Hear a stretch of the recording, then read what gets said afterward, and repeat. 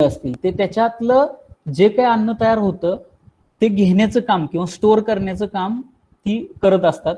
मग मी मगाशी तुम्हाला सांगितलं की हेड ऑफ द प्लांट म्हणजे त्याचा ग्रोईंग पॉइंट आहे त्या पिकाचा. ऑलवेज तुम्ही नवीन डेव्हलपमेंट बघत असता, तिथं नवीन पानं बघत असता, नवीन फळांचा बंच बघत असता. मग जर त्या पिकाचा शेंडा चांगला नसेल तर त्याचं फ्युचर धोक्यात आलंय असं मी समजतो. आणि नॉर्मली आपण शेतामध्ये गेलो किंवा फील्ड सर्वेला गेलो तर ते पीक चांगलं आहे का नाही हे कशावरून ठरतं, तर त्या पिकाचा शेंडा काय सांगतो. आता मी तुम्हाला एक हिंट देतो, तुम्ही जर ऑलवेज उन्हाळ्यामध्ये लवकर येईल ती गोष्ट, पण हिवाळ्यामध्ये किंवा पावसाळ्यामध्ये तुम्ही जर पिकामध्ये सर्वे करत असाल तर सकाळी 8 वाजता तुम्ही गेला तर तुम्ही जर पिकाचा वरचा शेंडा बघितला तर तो एकदम पोपटी कलरचा दिसतो, थोडंसं शेडिंग दिसतं. याचा अर्थ हे पीक खूप चांगल्या पद्धतीनं वर्किंग मध्ये आहे. आणि तेच जर तुम्ही प्लॉट संध्याकाळी 4-5 वाजता बघितला तर त्याचा वरच्या पानांचा कलर हा तुम्हाला थोडासा डार्क हिरवा दिसेल. तर हे का होतं, इट्स अ नॅचरल प्रोसेस. म्हणजे सकाळी प्लांट्स एवढे ऍक्टिव्ह असतात ना, आणि असे जर प्लांट आपण दिवसभर ठेवू शकलो तर मी समजतो की आपण खूप खूप मोठ्या प्रमाणामध्ये अचीव्ह करतोय. आणि हे करण्यासाठी आपल्याला एक चांगलं क्लायमेट त्या ग्रीन हाऊसमध्ये किंवा शेतीमध्ये तयार करावं लागेल, तरच ऍटलिस्ट 12 तासाचा सूर्यप्रकाशामध्ये अन्न तयार करायच्या प्रोसेसमध्ये प्लांट नेहमी ऍक्टिव्ह असतील. त्यानंतर स्टेमचा रोल काय आहे की मोस्ट ऑफ प्लांट पार्टमध्ये जी झायलेम फ्लोएम प्रोसेस असते त्याच्यामध्ये स्टेम हा त्याला ताकद देण्याचा, त्याला स्टॅबिलिटी देण्याचा, त्या सगळ्याचा वापर आपण स्टेम मध्ये होत असतो. त्यानंतर पानं आहेत. माझा आवाज आधीमध्ये जर ब्रेक झाला तर तेवढं सांगा. आय थिंक माझा आवाज येत असेल व्यवस्थित. येतोय काय अडचण नाही. हा, तर त्यानंतर आपण पानांच्याकडे वळतोय. बघा, पानं हे पानं तयार करायची फॅक्टरी, त्याच्यामध्ये 2 प्रोसेस होतात. म्हणजे पिकांना पाणी का लागतं हे कोण सांगू शकेल का? आपल्यापैकी कोणी सांगू शकेल का? ही चर्चा आहे. हे मी म्हणत नाही की वन साइड ट्रेनिंग आहे, तुम्ही माझं ऐकून घ्यावं, मला तुम्ही क्रॉस पण केलं पाहिजे. कोणी सांगू शकेल आपण म्हणजे पिकांना पाणी का देतो? हॅलो हॅलो, हा बोला. Hello sir. हा हा सांगा, आपण का पाणी देतो? Hello sir. हा बोला ना. हॅलो. हा, बोला, पिकांना अन्न आवाज तयार येतोय करण्यासाठी. यमगर. हा, हॅलो. अन्न तयार करण्यासाठी पाण्याची आवश्यकता असते, म्हणून पिकांना पाणी देतो ओके आपण. Okay okay. बघा, मी तुम्हाला एक अन्न तयार कन्सेप्ट करण्यासाठी. सांगतो. Okay okay, right. Hello sir. अन्न तयार करण्यासाठी, हो हो, अन्न तयार करण्यासाठी, बरोबर आहे. समजलं यमगरजी, समजलं तुमचं उत्तर. हॅलो. अन्न तयार हा करण्यासाठी बरोबर आहे पिकांना सर. पाण्याची आवश्यकता असते म्हणून. Yes yes yes sir. बघा, मी तुम्हाला एक कन्सेप्ट सांगतो. लाईट हा ड्रायव्हिंग फोर्स आहे, म्हणजे सूर्यप्रकाश हा ड्रायव्हिंग फोर्स आहे. पिकाचं शरीर हे 95% त्याच्यापेक्षा जास्त पाण्याने बनलेलं आहे, बरोबर. पीक हे 95% जास्त पाण्याने बनलेलं आहे. आणि ज्या वेळेला त्या ठिकाणी ह्युमिडिटीचं कोरिलेशन आणि ज्या वेळेला सूर्यप्रकाश असतो त्यावेळेला वरून फोर्स आहे, पानातून पाणी जाते, पानातून पाणी जाते, म्हणून मुळ्यातून पाणी ओढण्याची क्रिया होते. ओके, मुळ्यातून पाणी ओढण्याची क्रिया होते. ऑलमोस्ट हा जो रेशो आहे तो प्रत्येक सीझनला वेगळा असतो. त्याचं कारण आपल्या आउटसाइडला असणारं टेम्परेचर, ह्युमिडिटी आणि सूर्यप्रकाश हा ड्रायव्हिंग फोर्स आहे. ऍक्च्युअल मध्ये पाणी ह्याच्यासाठी लागतं. न्यूट्रिशनसाठी फक्त 1% हार्डली पाण्याची गरज असते किंवा 2% पाण्याची गरज असते. ऍक्च्युअल पाण्याचं काम हे द प्लांट म्हणजे प्लांट कूल होण्यासाठी किंवा थंड राहण्यासाठी, प्लस हा इव्हॅपोरेशनचा फोर्स आहे. म्हणजे सूर्यप्रकाश असेल किंवा तुमचं टेम्परेचर, ह्युमिडिटी, हे सगळे मॅटर करतात की तुमच्या पिकामधून पाणी कसं इव्हॅपोरेट होणार. ओके, म्हणून पाण्याची गरज आहे. तर ते कुठं होतं नॉर्मली लिव्ज मध्ये पाण्याचे. आता तुम्ही बघत असाल, आता बघा, आता उन्हाळा सडनली वाढला ना तर तुमच्याकडे ब्लॉसम एंड रॉटचे प्रॉब्लेम खूप आहेत. म्हणजे आपण नंतर ती चर्चा करतोय कशामध्ये, न्यूट्रिशन मध्ये, त्यावेळेला तुम्हाला समजेल. पण पाणी हे अन्न तयार करायची फॅक्टरी आहे. ते कुठं होतं तर 1% पानामध्ये स्टोमॅटोचं पर्सेंटेज असतं. म्हणजे तुमचं पान जर घेतलं तर 1% तुमच्याकडे स्टोमॅटो ओपनिंग क्लोजिंगचा विषय असतो. आणि तो का कसा होतो ते आपण पुढे बघतोय. रूट्स किंवा मुळं बघतोय आपण. मुळामध्ये बघा, आज आपण जर शेतामध्ये गेलो तर आपण मुळं कमी बघतो, बरोबर, मुळं बघतच नाही. ऍक्च्युली ग्रीन हाऊस मध्ये शक्यतो मुळं का बघितली जातात तर बऱ्याच वेळेला मुळामध्ये कुठेतरी प्रॉब्लेम असतो, कुठेतरी निमॅटोड असतो, कुठेतरी फिजरियमचे प्रॉब्लेम्स असतात. मग बेसिकली ह्या गोष्टी आपण क्लीनली ऑब्झर्व केल्या पाहिजेत. जसं निमॅटोड मध्ये तुम्हाला वरचा शेंडा किंवा हे थोडस एक कुठेतरी स्पॉटला झाडं पिवळी दिसतील वरती, आणि ज्या वेळेला तो सिव्हिअर निमॅटोड असतो त्यावेळेला ते झाड सुकतं. पण ज्या वेळेला कुठेतरी सुरुवात असते त्यावेळेला झाडाची पानं, 1-2 झाडाची पाने पिवळी दिसतात, अचानकच ते झाड थोडंसं पिवळं दिसायला लागतं शेंड्यामध्ये. तर याचा अर्थ तुम्ही खाली उकरून बघितलं पाहिजे की त्याला खरंच काय प्रॉब्लेम आहे त्या मुळ्यांना. तर मुळे काय करतात तर तुमची ही जे काही न्यूट्रियंट्स तुमच्या मातीमध्ये, तुमच्या हायड्रोपोनिक्स ग्रोईंग मीडियामध्ये अवेलेबल असतात ते पाण्याबरोबर वहन करण्याचं काम हे न्यूट्रियंट्स करत असतात. मग मुळ्यांना सुद्धा अन्नाची गरज असते. अगदी जर समजा पिकाने 100 किलो अन्न बनवलं तर त्यातलं 10 किलो अन्न त्या फक्त मुळ्या घेत असतात. म्हणजे आपण त्याला कधी इग्नोर करू शकत नाही. ओके, पण मुळ्या चांगलं असणं हे ऑलवेज गरजेचं आहे ज्या वेळेला कोणतीही शेती करू, ओपन कल्टिवेशन असेल किंवा तुमचं ग्रीन हाऊस कल्टिवेशन असेल. आता पिकाच्या ह्या सर्व क्रियेसाठी काय गोष्टी किंवा काय फॅक्टर हे पिकाचं खरंच उत्पादन वाढवण्यासाठी गरजेचे आहेत, जे आपल्याला लक्ष देण्याची गरज आहे, कंट्रोल करण्याची गरज आहे. त्याच्यामध्ये लाईट आहे, टेम्परेचर आहे, तुमचं एअर नॅचरली आहेच, वॉटर, CO2 आणि ग्रीन लिव्स. मग मेन फॅक्टर कोणते त्याच्यामधले तर लाईट आहे, टेम्परेचर आहे आणि CO2 आहे आणि ह्युमिडिटी, म्हणजे ह्युमिडिटी पण महत्वाची आहे. बघा, तुम्हाला सर्वांना सांगितलं जातं की बाबा अरे ग्रीन हाऊस करताना आपल्याकडं 200 मायक्रॉनचा UV स्टॅबिलाइज प्रोटेक्टेड फिल्म तुम्हाला खरेदी करायची असते. त्याच्यामध्ये एक 4-5 लेअर असतात. एक असतो UV स्टॅबिलायझेशन, एक डिफ्युजन, एक असतो तुमचा अँटी ड्रिप, अँटी डस्ट आणि सल्फर प्रोटेक्टिंग फिल्म पण येतात. परंतु मोस्टली 2-3 गोष्टी खूप महत्वाच्या आहेत. त्याच्यामध्ये जे लाईट ट्रान्समिशन आहे, म्हणजे आपल्याला कोणता स्पेक्ट्रम पाहिजे ज्याच्यामध्ये प्लांट खरंच अन्न तयार करतात. म्हणजे ती जी वेवलेंथ असते, सूर्यप्रकाशापासून येणारी वेवलेंथ असते, तो जो कलर असतो त्याच्यात काही कलर असतात.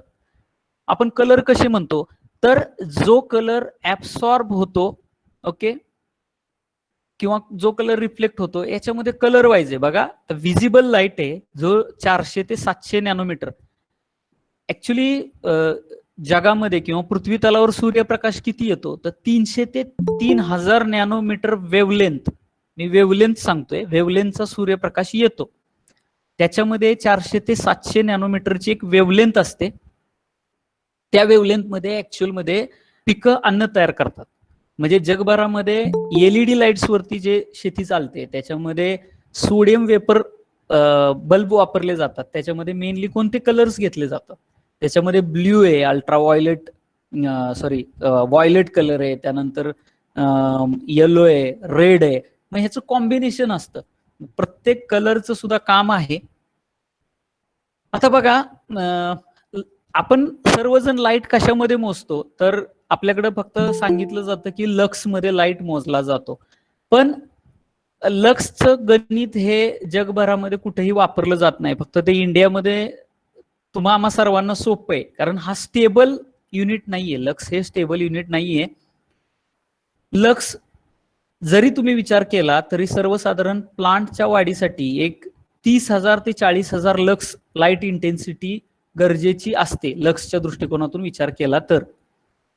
सूर्यप्रकाश हा पिकामध्ये खूपच गरजेचा आहे. तो जास्त असेल तरी चालतो, पण जसा सूर्यप्रकाश येतो फक्त तो आला म्हणजे जमीन गरम होईल, तुमचं ग्रीन हाऊस गरम होईल, त्याबरोबर टेम्परेचर वाढत असतं, ह्युमिडिटी कमी होत असते, ह्या सगळ्या चॅलेंजिंग आहेत.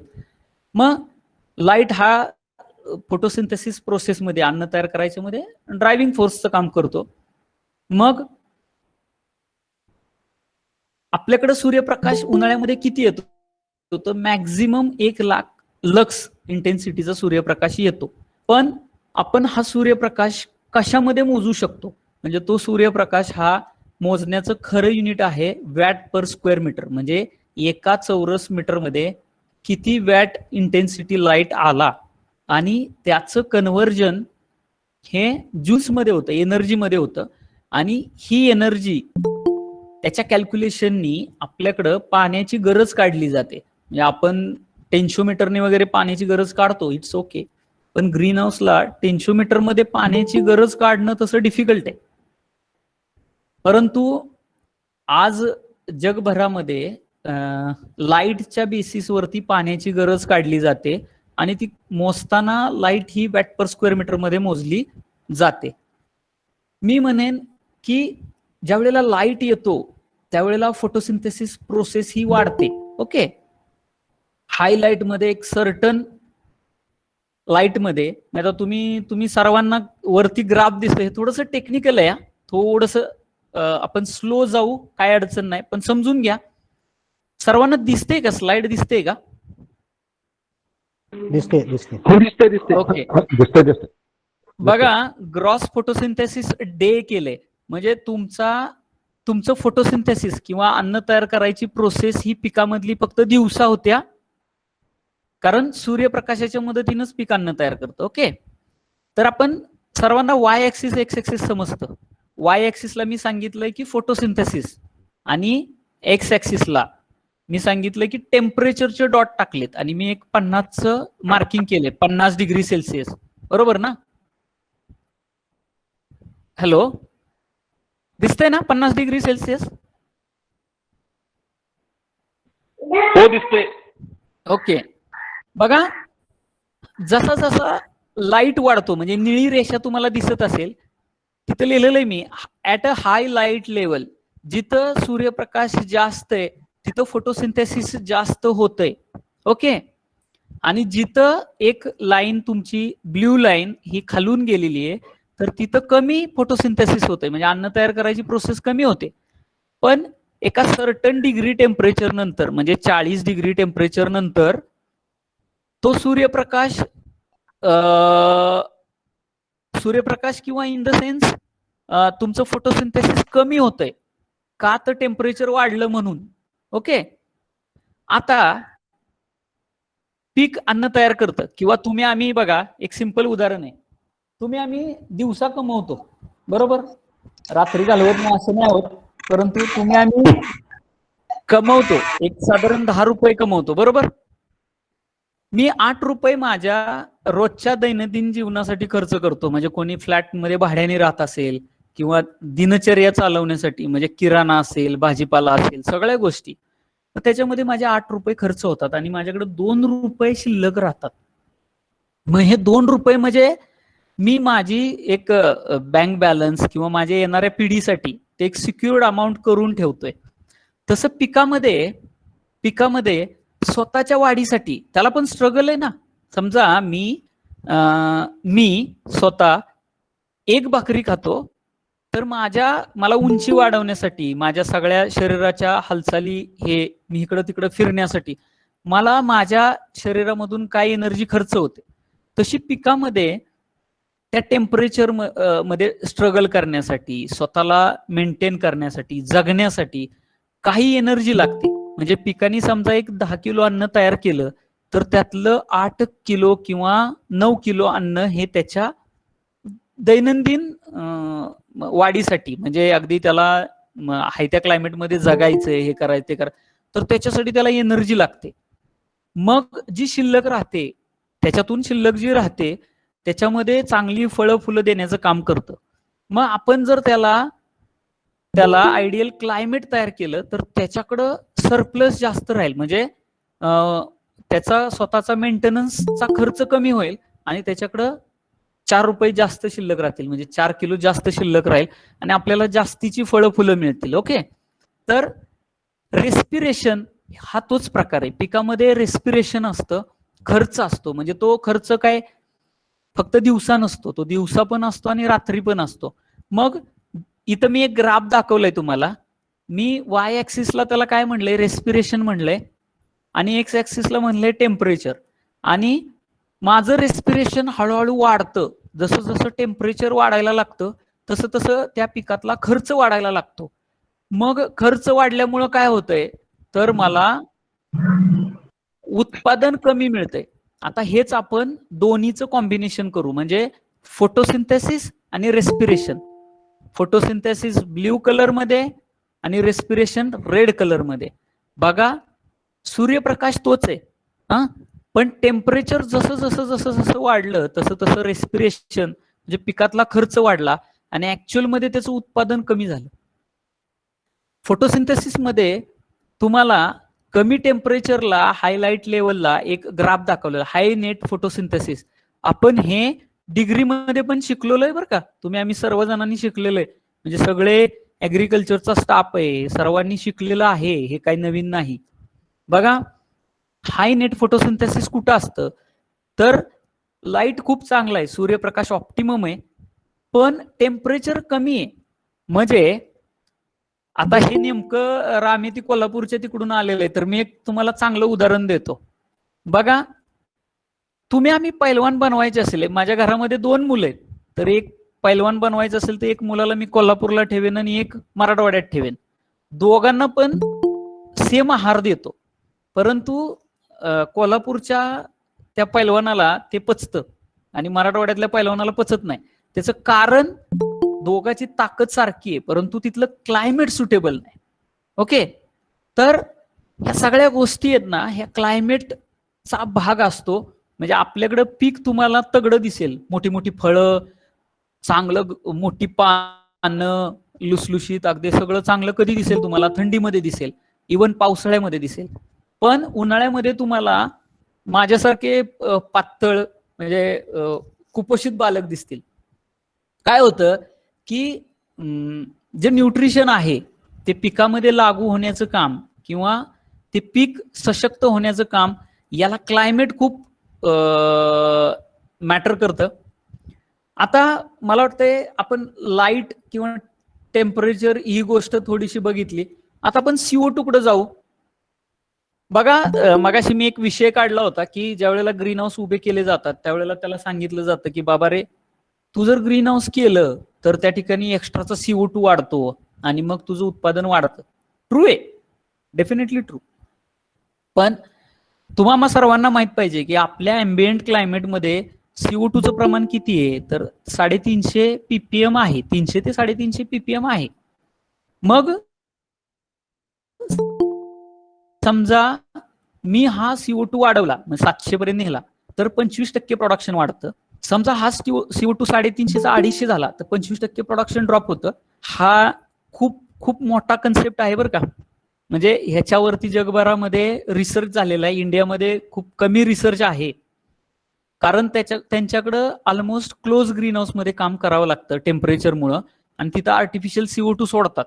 मग प्रोडक्शन वाढतं न वाढतं ह्याच्यामध्ये खूप सारे अभ्यास झालेला आहे. बघा, आपल्याकडे काय होतं, आपल्याकडे ज्या वेळेला चौडं ग्रीन हाऊस बनवलं जातं, म्हणजे चौकोनी ग्रीन हाऊस बनवलं जातं, त्यावेळेला व्हेंटिलेशन हा भागच राहत नाही. आणि समजा त्या पिकाने तिथला CO2 खाल्ला, ओके, तर नवीन CO2 येत नाही तोपर्यंत तुम्हाला त्या ठिकाणी प्रोडक्शन इन्क्रीज झालेलं दिसणार नाही. आता मी तुम्हाला सिंपल गोष्ट सांगतो, तुम्हाला ते लगेच क्लिक होईल. बघा, आम्ही शेतकऱ्याच्या प्लॉटला जातो, बघा जातो किती मला माहित नाही, पण जे कोणी जात असेल त्यांनी हे लक्षात घ्या. आम्ही एखाद्या प्लॉटला जातो त्यावेळेला तुम्हाला कडेच्या रो मध्ये, म्हणजे कडेला ज्या वेळेला फिरता, ग्रीन हाऊस मध्ये असो, शेडनेट मध्ये असो किंवा ओपनला सुद्धा, तुम्ही ज्या वेळेला ओपनला फिरत असता तर कडेच्या रोप खुजी दिसतात, छोटी दिसतात, पण त्याला फळं खूप दिसतात तुम्हाला. आणि तुम्ही आतमध्ये गेला ना सेंटरला, तर तुम्हाला पानं मोठी मोठी दिसतील पण फळं दिसत नाहीत. ते झाड फक्त खूप वाढलेलं दिसतं. मग हे काय आहे? तर ऍक्च्युली तो CO2 पण आहे, ती आर्द्रता पण आहे, या सगळ्या गोष्टी आहेत. मग ते काय मॅटर करतं तर ते आपण बघतोय. आता समजा हा 350चा CO2 मी 450 केला तर तिथं 12% ग्रोथ एक्स्ट्रा होते. मग ह्याच्यावर जगभरामध्ये रिसर्च झाला. त्याच्यामध्ये हॉलंडमध्ये बेसिकली खूप मोठा रिसर्च झाला. तर त्यांनी असा तर्क काढला की बाबा आर्टिफिशियल CO2 सोडला तर त्याचं प्रमाण 800 ppm पर्यंत पीक प्रोडक्शन मध्ये डिफरन्स दाखवते. पण 800 ppm पेक्षा ज्या वेळेला CO2 जास्त होतो त्यावेळेला पिकामध्ये प्रोडक्शन मध्ये कुठेही जास्त डिफरन्स दिसत नाही. त्यामुळं त्यांनी ग्राह्य धरलं की एक 800 ppm ची लेवल ही ग्रीन हाऊस मध्ये मॅक्स असते. आणि मी काही वर्ष या गोष्टीवरती अभ्यास केलाय. माझ्याकडे सेन्सर होता, मी सेन्सर लावून मी त्याचे रिडिंग्स घ्यायचो एक तासाचे. म्हणजे ऑटोमॅटिकली घ्यायचो, मी जाऊन घेत नव्हतो, डाटा कलेक्ट व्हायचा. तर मी बघितलंय की सकाळच्या प्रहरामध्ये आपल्या इकडं ग्रीन हाऊस मध्ये ती CO2 ची लेवल ही 550-600 पर्यंत जाते. परंतु दुपारी जर तुम्ही असे ग्रीन हाऊस बघितले तर तिथं लेवल 250 सुद्धा येते. म्हणजे 270 ppm पर्यंत मी ती लेवल बघितली, 240-250 ppm पर्यंत. म्हणजे याचा अर्थ काय तर आपण ऑलमोस्ट 25% प्रोडक्शन मध्ये लेस आहे. मग मी हे तुम्हाला का सांगतोय तर तुम्हाला ज्या वेळेला कुणालाही ग्रीन हाऊस सजेस्ट करायचं असेल त्यावेळेला ग्रीन हाऊसला उंची असावी, त्यानंतर उंचीनंतर त्या ग्रीन हाऊसला व्हेंटिलेशन खूप चांगलं पाहिजे, तर सक्सेस रेशो हा वाढतो उत्पन्नाच्या दृष्टिकोनातून. आता मी येतोय ह्युमिडिटी. माझा आवाज येतोय ना? हॅलो, येतोय सर.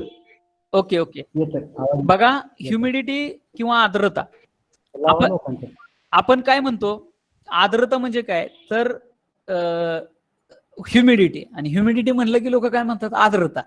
अरे पण नक्की काय तर वातावरणातलं बाष्पाचं प्रमाण. ओके, मग मी ह्याच्यामध्ये खोलमध्ये जाणार नाही. मग ह्याच्यामध्ये dry bulb, wet bulb, humidity, बरेच गोष्टी आहेत, पण ते गेलं तर खूप किचकट होईल. मी तुम्हाला सांगतो बघा ह्युमिडिटी काय असते. आत्ता मला जर कोणी विचारलं की तुमच्याकडे बाहेर किती ह्युमिडिटी आहे तर मी सांगेन माझ्याकडे ह्युमिडिटी आहे 25 किंवा 20. उन्हाळ्यामध्ये ह्युमिडिटी कमी असते डेला, रात्री पण नॉर्मल असते पण डेला कमी असते. त्याचं कारण काय तर सूर्यप्रकाश हाय असतो आणि वातावरणातलं बाष्प सगळं उडून जातं आणि तिथं ह्युमिडिटी कमी होते. ओके, तशीच ह्युमिडिटी पावसाळ्यामध्ये जास्त असते. जर पाऊस झाला भरपूर आणि कंटिन्युअस वरून सूर्यप्रकाशाने इव्हॉपरेट होतंय तर ह्युमिडिटी चांगली असते. थंडीमध्ये ह्युमिडिटी स्टेबल असते डेला. पावसाळ्यामध्ये कधी फ्लक्च्युएट होईल सांगू शकत नाही, पाऊस आला की ती वाढते. ओके, मग जास्त ह्युमिडिटी झाली तर काय होईल, जास्त ह्युमिडिटी झाली तर 70-80 ह्युमिडिटीच्या वरती ह्युमिडिटी कंटिन्युअस राहिली तर तुमचे पानं ओली होणार, ड्राय होणार नाही. म्हणजे पावसाळ्यात आपले कपडे सुकतात का, नाही सुकत, ओले राहतात. मग ह्याच केसमध्ये झाडं ओली राहतात आणि मग तिथं फंगस येतो, करपा, डाउनी, हे बेसिकली. मला उन्हाळ्यामध्ये कुठं करपा आलेलं तुम्ही बघितलंय का? हा, डेफिशियन्सीनं काय गोष्टी होत असतील, पण डाउनी आलेलं तुम्ही बघितलंय का कधी ड्राय क्लायमेटला? कधीच येणार नाही. बघा हे खूप महत्वाचं आहे. करपा किंवा डाउनी कधी येतो तर तुमचं पान 3 तासाच्या वरती वेट राहिलं तर ती रिस्क असते, त्या ठिकाणी तुमच्याकडे करपा किंवा डाउनी येण्याचे चान्सेस असतात. मग उन्हाळ्यामध्ये ह्युमिडिटी कमी असेल तर त्याचे काय प्रॉब्लेम्स आहेत तर मला सायन्स सांगतं की ज्या वेळेला तू आय थिंक कुणाचा तरी कॅमेरा हे मायक्रोफोन चालू आहे. हॅलो, हा, बघा उन्हाळ्यामध्ये ह्युमिडिटी कमी असते, त्याचा प्रॉब्लेम काय होतो तुम्हाला सांगतो. उन्हाळ्यामध्ये आम्ही कुणीही मला भर उन्हामध्ये एप्रिल मे मध्ये नवीन रोप लागवड करून दाखवा आणि ती जगवून दाखवा, ती का जगत नाहीत तर व्हेरी हाय ऑपरेशन असतं. म्हणजे पिकाचं शरीर बनलेलं आहे 95% पाण्याने. ओके, मग ते पुढे मी तुम्हाला डायरेक्ट स्लाइड दाखवतो. किती पाण्याने बनलेलं आहे? 95% पाण्याने बनलेलं आहे आणि तुमची आर्द्रता आहे 30-25, तर तो एक फोर्स आहे, ती मॅच करण्याचा प्रयत्न करतो. मग तुमच्या पानामधून पाणी जातं कंटिन्युअस आणि पिकं ड्राय होतात. हेच जर तुम्ही बघितलं ना की माझ्या शेतामध्ये बांधावरती एक झाड आहे, ओके, त्या झाडाखालची रोपं सुकत, तुम्ही बघितलं असेल, रोपं सुकत नाहीत, पण 11-12 वाजता आपला प्लॉट सुकतो, बरोबर ना? रानातली रोपं 11 वाजता सुकतात आणि 4 वाजता परत सरळ होतात. आम्ही काय म्हणतो, काय हे नॅचरल आहे. पण आम्ही विचार केलाय का की फोटोसिंथेसिस प्रोसेस म्हणजे अन्न तयार करायची प्रोसेस ही सकाळी 7 वाजल्यापासून म्हणजे सूर्य उगवल्यापासून ते संध्याकाळी 7 वाजेपर्यंत होत असते उन्हाळ्यामध्ये. ऑलमोस्ट तुमचं 12 तास पकडा. ऑन अन ऍव्हरेज आपल्याकडे 11-12 तासाचा सूर्यप्रकाश असतो कोणत्याही सीझनला. मग समजा 10 वाजता पिकांनी पानं सुकवायला चालू केली. पहिली प्रोसेस काय होती बघा, तुमचं लाईट वाढतो, टेम्परेचर वाढतं, आर्द्रता कमी असते, पीक इव्हॉपरेट करून करून थकतं. ते इव्हॉपरेशन कुठं होतं? पानामध्ये 1% जो स्टोमाटा असतो, स्टोमाटामध्ये ओपनिंग क्लोजिंग होत असतं. त्या ओपनिंग क्लोजिंग मध्ये तुमच्या इथं इव्हॉपरेशन पण होतं आणि अन्न तयार करायची प्रोसेस पण होते. ओके, तर या प्रोसेसमध्ये ज्यावेळेला पिकाला समजतं की बाबा रे आता इव्हॉपरेशन रेट हाय, तर ते अन्न तयार करत नाही, ते स्वतःला वाचवण्याचा प्रयत्न करतं. कारण त्यांनी जर पाणी नाही सोडलं, इव्हॉपरेट नाही झालं, तर ते ड्राय होईल आणि ते मरून जाईल. ओके, मग ते पाणी सोडतं आणि नंतर ते विचार करतं की बाबा रे मी जर पाणी सोडत राहिलो आणि माझ्या खालचं म्हणजे मुळाकडून येणाऱ्या पाण्याचा फ्लो कमी झालाय, तर माझं शरीर ड्राय होऊन मी मरून जाईन. तर ते काय करतं, स्टोमाटा क्लोज करतं. स्टोमाटा क्लोज करतं आणि पानं सुकतात, मुडपतात. आणि नंतर ज्या वेळेला फेवरेबल क्लायमेट तयार होतं, म्हणजे अगदी 4-5 वाजता फेवरेबल क्लायमेट तयार होतं, त्यावेळेला परत ती पानं सरळ होतात आणि मग कुठंतरी ते चांगल्या प्रोसेस. त्यामुळे आपल्याकडे काय होतं की मी उन्हाळ्यामध्ये म्हणेन की नॅचरली अन्न तयार करायची प्रोसेस ही फक्त आपल्याकडे 4 किंवा 5 तास होते, अन्यथा सगळा काळ वेस्ट जातो, कारण क्लायमेट चांगलं नसतं. आणि आपण काय करतो, द्या खतं, हे द्या, ते द्या, अमुक द्या, पण ह्याचा काहीही उपयोग होत नाही. याचं कारण तुम्ही उन्हाळ्यामध्ये क्षार पण वाढलेले बघाल. त्याचं कारण काय, तर पीक पाणी घेण्याच्या मनस्थितीमध्ये असतं, आम्ही काय देतो, खतं देतो. मग मी रिकमेंड करतो की उन्हाळ्यामध्ये खताचे डोसेस अर्धे केले जावेत आणि ते चांगल्या क्लायमेटला ते दिलं पाहिजे, जेणेकरून प्लांट्स इझिली अपटेक करेल. त्यामुळं आता हा आपण ह्युमिडिटी डिफिशियंटचा चार्ट बघूया. सर्वांना चार्ट दिसतोय का? मी दाखवलेलं प्रेझेंटेशनची पीपीटी दिसते का? नाही दिसत. नाही सर. आय थिंक ओके, बघा बरं. दिसतंय सर.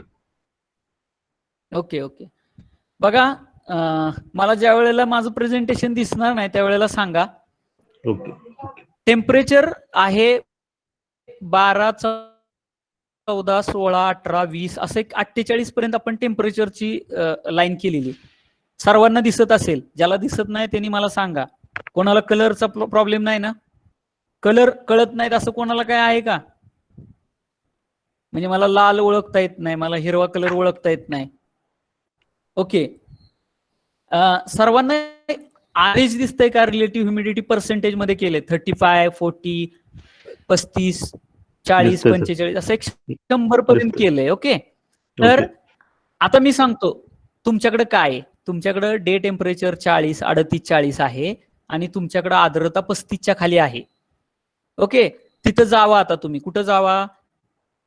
40 डिग्री टेम्परेचर मध्ये जावा आणि 35% ह्युमिडिटी तिथं जावा. ओके, तिथं किती आकडा आहे? कोणी एक जणांनी मला सांगा.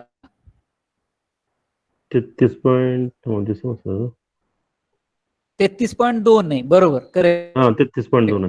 बघा, आता सर्वांना कलर दिसत असतील. आता रेड कलर काय सांगतो माहितीये का? रेड कलर सांगतो extreme evaporation. Okay, extreme evaporation. ज्या वेळेला तुमचं टेम्परेचर खूप हाय असतं आणि आर्द्रता खूप कमी असते त्यावेळेला इव्हॉपरेशनचा रेट म्हणजे पिकाच्या पानातून पाणी जाण्याचं किंवा पिकातून पाणी जाण्याचा रेट हा एक्स्ट्रीम असतो. या केसमध्ये फोटोसिंथेसिस होत नाही आणि अन्न तयार करू शकत नाही पीक. मग हे नॅचरल इव्हॉपरेशन कधी होईल हो? जर माझा आयडियल टेम्परेचर हे 26-28 असेल आणि माझ्या आर्द्रता 70, 60, 65, 70 असेल तर मी हाय इव्हॉपरेशन किंवा नॉर्मल इव्हॉपरेशन मध्ये काम करत असतो. तुम्हाला आम्हाला ह्याच्यातून काय शिकायचंय तर माझ्याकडं ही स्क्रीन सर्वांना दिसत असेल आय थिंक.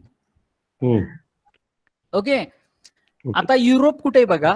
युरोपची कंडिशन्स अशी आहे की स्पेशली हॉलंडमध्ये टेम्परेचर खूप कमी असतं, 16-17 किंवा इव्हन 1-2 डिग्री टेम्परेचर असतं आणि ह्युमिडिटी खूप हाय असते. मग त्यांना आहे ना हिटिंग करण्याची गरज आहे, ग्रीन हाऊस गरम करण्याची गरज आहे आणि वेंटिंग करण्याची गरज आहे, व्हेंटिलेशन देण्याची गरज आहे. तुम्हा आम्हा सर्वांना काय करावं लागतं? तुम्हा आम्हा सर्वांना शेडनेटचा वापर करावा लागतो आणि फॉगिंग करावं लागतं. आम्हाला आर्द्रता वाढवायची आणि आम्हाला स्क्रीनिंग करायचंय, आम्हाला लाईट कट करायचं आहे, हिट कट करायची. ओके. मग या केसमध्ये आम्ही काय करतो तर पॉली घेऊन येतो, पॉलिथिन घेऊन येतो. म्हणजे स्पेशली जे ड्राय बेल्ट आहे म्हणजे साताऱ्यामध्ये कोरेगाव पासून वरचा भाग असेल, सांगलीमध्ये आटपाडी तो भाग असेल, कोल्हापूर तसा खूप कमी आहे ड्राय, परंतु मला वाटतं सातारा, सांगली, कोल्हापूरचा स्टाफ आहे. ड्राय भागामध्ये बेसिकली पाऊस किती दिवस पडतो? आता मागचे 2 वर्ष द्या सोडून, पण सलग पाऊस पडत नाही.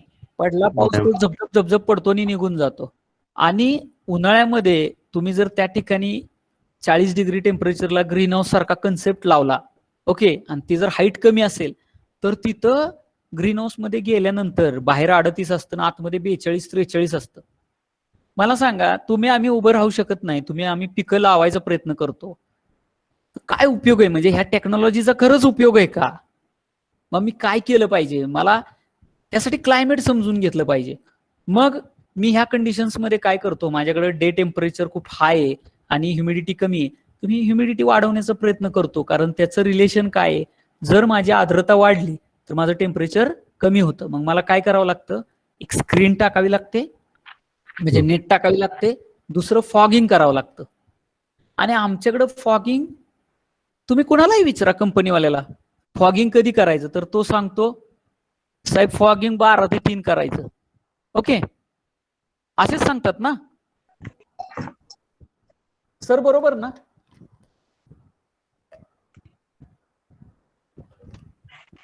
हॅलो, आवाज येतोय का माझा? हॅलो, येते सर. नाही काय सांगतात फॉगिंगला? काय सांगतात? हॅलो,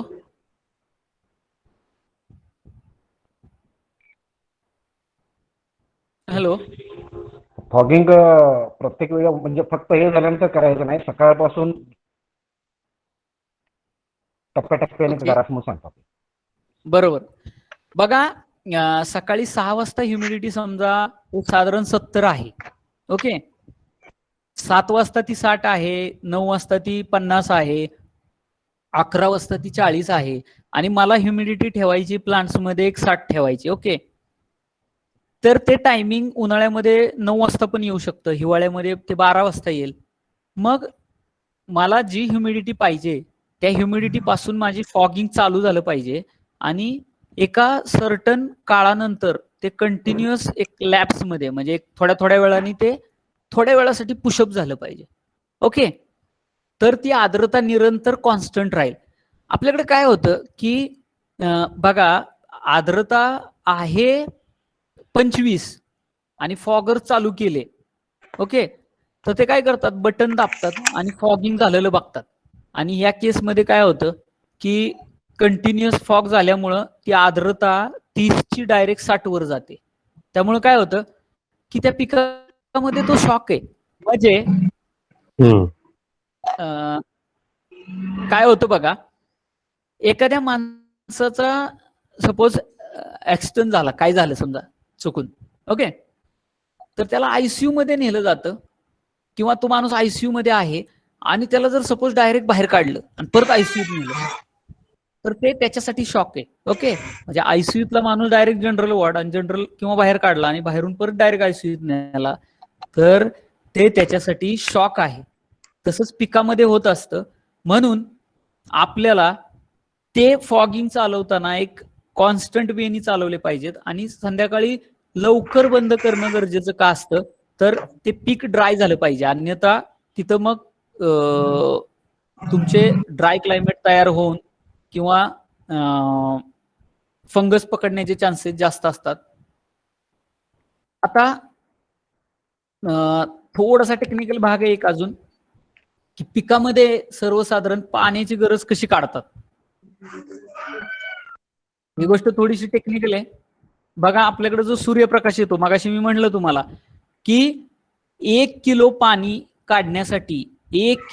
काढण्यासाठी आपल्याकडे 2500 किलो जूल एनर्जी लागते. आपल्याकडे एनर्जी किती येते बघा, मी ढोबळ मनाने सांगतो तुम्हाला.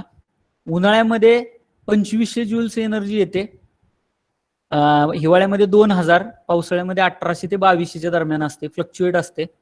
पण सर्वसाधारण तुम्हाला पर स्क्वेअर मीटर म्हणजे 10 गुंठ्याच्या ग्रीन हाऊसला किती पाणी द्यावं लागेल तर सर्वसाधारण भारतीय कंडिशन्सला उन्हाळ्यामध्ये त्या ग्रीन हाऊसला 5000 ते 6000 लिटर 10 गुंठ्याच्या ग्रीन हाऊसला पाणी द्यावं लागतं. डिपेंड अपॉन युअर सॉइल, म्हणजे तुमची माती काळी आहे, लाल माती आहे, निचरा होणारी आहे. मित्र साहेब तुमचं ही करा की स्विच ऑफ करा बरोबर. Okay okay. स्पीकर.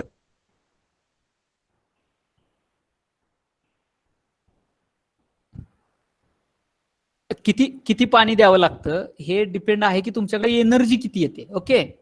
तर हे प्रॅक्टिकली अभ्यास केलेला आहे. म्हणजे मी ह्या गोष्टीवरती 3-4 वर्ष अभ्यास करत होतो. त्याच्यासाठी सॉफ्टवेअर होतं. म्हणजे मी ज्या वेळेला KVK बारामतीला सर्व्हिसला होतो त्यावेळेला हे सॉफ्टवेअर होतं आणि ह्या सगळ्याचा अभ्यास करून मी बोलतोय. मी तुमच्या समोर कोणत्याही गोष्टी फेक बोलत नाही. कुठेतरी रिसर्च आहे आणि हा माझा जरी नसेल तरी मी तो तुमच्या समोर मांडण्याचा प्रयत्न करतोय. बघा सर्वसाधारण लाईट कसा येतो किंवा एनर्जी कशी येते. सर्वसाधारण तुम्ही जर आठवडे बघितले आणि तुम्ही जर कॅल्क्युलेट केलं तर पावसाळ्यामध्ये थोडीशी गडबड होते, उन्हाळ्यामध्ये हिवाळ्यामध्ये. अन्यथा आपल्याकडं खूप चांगला लाईट आहे. म्हणजे ऑलमोस्ट जवळपास 1500 जूल्स पेक्षा आपल्याकडे एनर्जी जास्त आहे. आपल्याला गरज आहे की क्लायमॅटिक फॅक्टर्स मेंटेन करणे. त्यामध्ये पहिला आहे तुमचं आपण बघितलं लाईट, दुसरा टेम्परेचर, तिसरा ह्युमिडिटी आणि कार्बन डायऑक्साईड. कार्बन डायऑक्साईड आपल्या हातामध्ये नाही, पण आपण नॅचरली व्हेंटिलेटेड चांगलं ग्रीन हाऊस बनवलं तर तो मॅनेज होऊ शकतो. परंतु हे सगळं आपल्याला गरजेचं आहे. आता मला वाटतं इथपर्यंत होतं. ती थोडीशी मी फिजिओलॉजी घेतली, थोडासा टफेस्ट भाग आहे, परंतु आय थिंक मी माझा प्रयत्न केला. आता आपण वळतोय तो source of water and it's quality. म्हणजे तुमच्याकडे पाण्याचे सोर्स काय आहेत आणि ते काय काय असतात. आपल्याकडं पाण्याचे सोर्स कोणते कोणते असतात बघा. एक पावसाचं पाणी, दुसरं ग्राउंड वॉटर म्हणजे विहीर किंवा बोरवेल वॉटर. त्यानंतर तिसरं टॅप वॉटर म्हणजे तुमच्या तिसरं चौथं तुमच्याकडे लेक वॉटर किंवा तुमच्याकडं तळी येते, धरणं आहेत, तुमच्याकडं कॅनॉल इरिगेशन येतं. ओके. तर हे आपल्याकडं पाण्याचे सोर्सेस आहेत. मग प्रत्येकाचे बेनिफिट्स काय आहेत आणि प्रत्येकाचे ड्रॉबॅक्स काय आहेत ते आपण पाहू. रेन वॉटर जे आहे म्हणजे पावसाचं पाणी आहे आपल्याकडं ते फ्री आहे, कुठेही पैसे द्यावे लागत नाहीत. ते क्लीन स्टोरेज करण्यासाठी आपल्याला स्टोरेज सिस्टीम करावी लागते. म्हणजे आपल्या महाराष्ट्र शासनाने किंवा पर्टिक्युलर महाराष्ट्र शासन म्हणेन शेततळ्यासाठी अनुदान दिलेलं आहे शेतकऱ्यांच्या साठी. ज्यांच्याकडं ग्रीन हाऊस असेल आणि ज्यांच्याकडं पाण्याचा सोर्स खराब आहे, मी याच्यासाठी सांगतोय की ज्याच्याकडं ग्रीन हाऊस आहे, पॉली हाऊस आहे आणि ज्याच्याकडं पाण्याचा सोर्स खराब आहे म्हणजे ग्राउंड वॉटरचं जर पाणी तुम्ही चेक केलं तर मी कोल्हापुरात सुद्धा काही ठिकाणी सांगेन की ते ग्राउंड वॉटर 1.5 EC मिळेल तुम्हाला, 1.25 EC मिळेल, 1 EC मिळेल. तर आपण नॅचरली पाणी खूप स्वस्त आहे, निसर्गाने दिलेलं आहे, क्लीन आहे. ते महाराष्ट्र शासनाच्या मदतीनं आपण पॉलिहाऊसच्या पाठीमागे एक छोटंसं शेततळ काढू आणि त्याच्यामध्ये स्टोअर करू. समजा माझं 10 गुंठ्याचं ग्रीन हाऊस आहे आणि माझी इयर राऊंड पाण्याची गरज ही ॲव्हरेज 3000 लिटर आहे दिवसाची, आणि मी जर ते ग्रीन हाऊस 250 दिवस चालवतो तर माझ्याकडं 25×75 7.5 लाख लिटर पाणी असायला हवं. 30% इव्हॉपरेशन पकडलं तरी माझ्याकडे 10 लाख लिटरचं स्टोरेज करण्यासाठी मला वाटतंय 15 पैसे खर्च असेल लिटरला. तर सर्वसाधारण 1 ते 1.5 लाख रुपये काहीतरी 1.5 लाख रुपये खर्च येईल. आय थिंक मी करेक्ट आहे का चुकीचं आहे मला सांगा तुम्ही. 1.5 लाख रुपये खर्च जर पकडला तर शासन आपल्या दारी 50,000 रुपये तुम्हाला अर्थसहाय्य करतंय. 1 लाख रुपये खर्च करणं हे माझ्यासाठी ग्रीन हाऊस ऑपरेशनसाठी खूपच चांगली गोष्ट आहे. तुम्हाला आरो बसवण्याची गरज नाही. ओके. सेकंड थिंग, दुसरं आपल्याकडं सोर्स आहे ground water. Yes, ground water. बघा, ग्राउंड वॉटर खराब काय हो, तर तुमच्या विहिरीच्या तुमच्या बोरच्या पाण्याचा पीएच कमी असतो. तुम्ही नीट लक्षात घ्या, पीएच कमी असतो पण क्षार जास्त असतात, EC जास्त असतो. कन्सेप्ट लक्षात घ्या. आता मी EC पीएच काय आहे ते पण सांगणार आहे. ओके. पीएच कमी असतो, क्षार जास्त असतात, EC जास्त असतो. त्याचं कारण हे पावसाचं पाणी आपल्या शेतामध्ये अमुक तमुक इकडे तिकडे पडतं, ते जमिनीमध्ये हळूहळू निचरा होतं. निचरा होताना ते सगळं क्षार त्याच्यामध्ये डायल्यूट होतात आणि ते खाली खाली खाली खाली जात. आम्ही काय करतो, खड्डा काढतो, बोर काढतो आणि ते पाणी वर काढतो. जेवढ्या खोलीचं पाणी तुम्ही काढायला जाल त्यावेळेला त्या पाण्याची क्वालिटी चेंज होत जाते. ओके. त्याच्यात मॅटर करतं की तुमच्या लोकेशनचा दगड काय, तुमच्या लोकेशनचं ग्राउंड म्हणजे हे काय, त्याच्यावर पण डिपेंड आहे, नो डाऊट. पण ग्राउंड वॉटर याचा EC जास्त असतो. आता विषय येतो टॅप वॉटर किंवा लेक वॉटर, म्हणजे पाईपलाईन थ्रू वाहणारं पाणी किंवा नदीनं कॅनलनं वाहणारं पाणी. हे दोन पाणी बघा, ह्या दोन पाण्याचा विषय काय, हे पाणी वरती पडतं जमिनीच्या, कुठंतरी एका ठिकाणी कलेक्ट केलं जातं आणि ते वाहून आणलं जातं तुमच्याकडं. मग वाहणाऱ्या पाण्यामध्ये बायकार्बोनेट्स, स्पेशली कॅल्शियम बायकार्बोनेट्स आणि मॅग्नेशियम बायकार्बोनेट्स हे जास्त असतात. त्यामुळे तुमच्या पाण्याचा पीएच जास्त असतो आणि EC कमी असतो. लक्षात घ्या, तुमच्या कॅनलच्या पाण्याचा EC कमी असतो. का तर हे नॅचरली पावसाचं पाणी आणि वर स्टोअर केलंय आणि बल्क व्हॉल्यूम मध्ये स्टोअर केलंय. हे कन्फ्युजन करून घेऊ नका. बघा, मी तुम्हाला आत्ता सांगेन, आम्ही शेतकऱ्याची मुलं आहे. तुमच्या गावामध्ये जो विहिरीच्या पाण्यावर शेती करतो त्याचं उत्पादन कमी आहे आणि जो कॅनलच्या पाण्यावर शेती करतो त्याचं उत्पादन जास्त आहे. तुम्ही कोल्हापूर पट्ट्यातले ऊसाचं उत्पादन कोणाचं जास्त आहे तुम्ही सांगा, ज्याचं कॅनलचं पाण्याचं.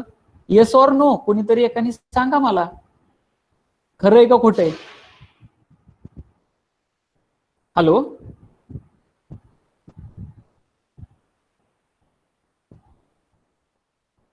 Hello,